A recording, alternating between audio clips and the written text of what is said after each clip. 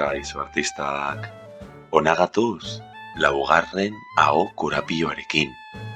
Honetan, eguraldi inguruan hitz egiten ari gara. Badakizue marigorringoak istoriotxo bat kontatu nahi digula?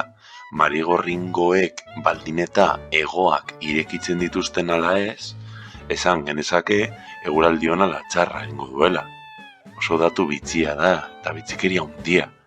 Beraz, euskaraz ere, aho korapilo bat dago, geure buruari egiten diogun galderari erantzuteko.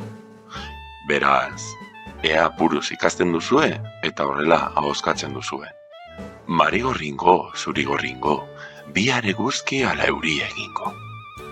Marigorringo, zurigorringo, bihar eguzki ala euria egingo. Eta gero ja jolastea pizka bat, ezta? Ingo ba. Marigorringo, zurigorringo, bihar eguzki ala euria egingo. Edo zuek aukeratu nola egin. Baina marigorringo bat ikusiko duzuen hurrengoan, gogoratu zein bitziak diren. Eta hegoak irekitzen badituzte, zer gertatuko da? Beste bat arte...